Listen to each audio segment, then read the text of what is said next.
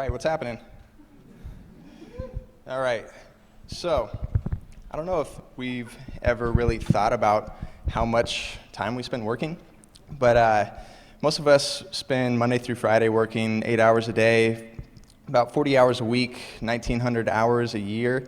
And if we start working at 21 years old and go till we're 65, we'll end up working over 88,000 hours in our lifetime. So I think that it's pretty good that we're spending 8 minutes to talk about this.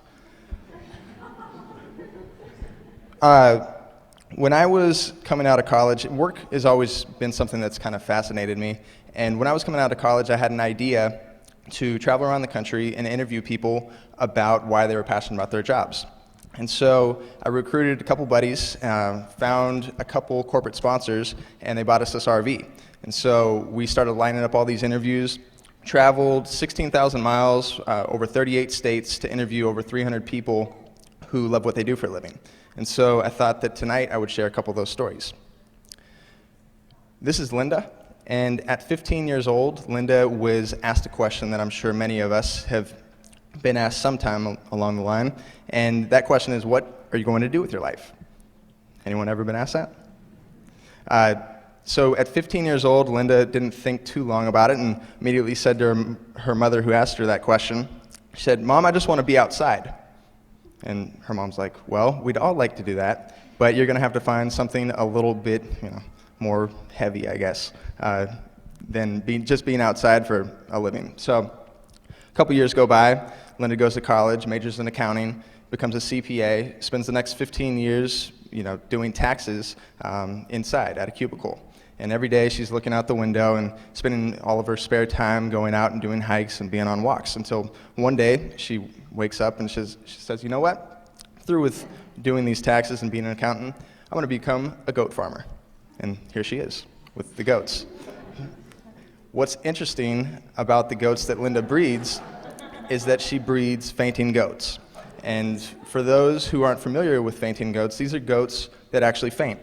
And I had never been on a goat farm. I had never seen a goat faint, and decided to kind of take some action and test the theory. So I was standing here next to Linda, and my buddy Zach decides to go after this fainting goat that's peacefully grazing on grass over there in the shade.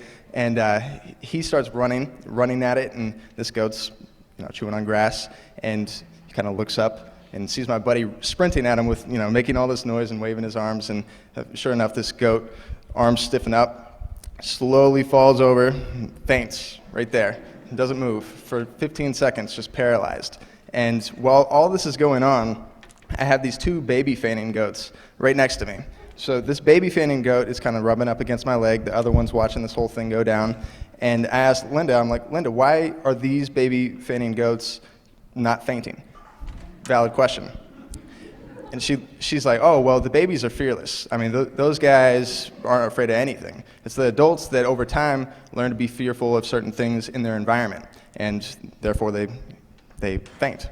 And I think this is a really good analogy for the way we go after careers, because when we're 15 years old, we have big aspirations, we have big dreams and passions that we want to pursue, and over time, we kind of test those theories against the world, and we start learning about the different things that the world thinks about our dreams and our passions and our realities.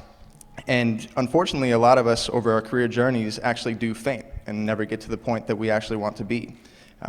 So when you don't faint, I think that some amazing things can happen with your career. And that's why I'd like to tell the story of this guy we met named Dwayne. And when Dwayne was young, he loved to draw shoes. And when he got into high school in the 9th grade, his skills were actually so good that he was kicked out of art class because his skills were better than the teacher. So they had to put him in advanced art. When senior year rolled around, he went to his career guidance counselor and goes up to him and says, "You know what? I really want to go to footwear design school when I get out of here." And the career counselor looks at him and says, "You know what, Dwayne? You're a young black kid from Inglewood, and a much better choice for you would be to join the military. You should really try to do that."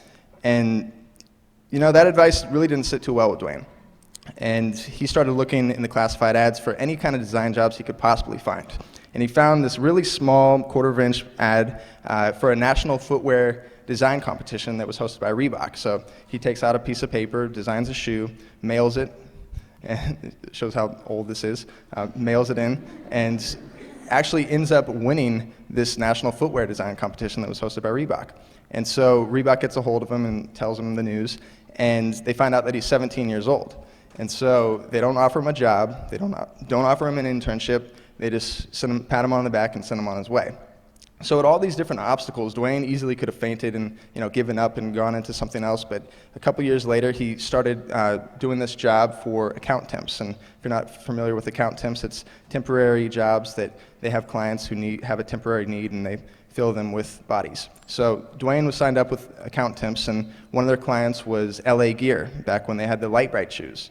And one of Dwayne's buddies was also enrolled in TEDxTempe, and they sent him out to LA Gear. His buddy couldn't find it, so they sent Dwayne. And so Dwayne shows up, and he steps in the lobby and sees the suggestion box right here. And so he rips off a suggestion, designs a shoe, puts "hire me" on the back, and underlines it twice, and puts it in there. Does this every day for 6 months. New shoe, hire me, suggestion. Until one day he gets called into the president's office. And the president's like, "Dwayne, we've been getting your suggestions. How would you like a job designing shoes here?" And so at 19 years old, Dwayne became a footwear designer at LA Gear. When we interviewed Dwayne, he was the director of footwear design for the Jordan brand at Nike. So his job was to design Michael Jordan, Carmelo Anthony, and many other athletes' shoes. Pinnacle of his profession. And he recently even decided to open up his own footwear design school called Pencil.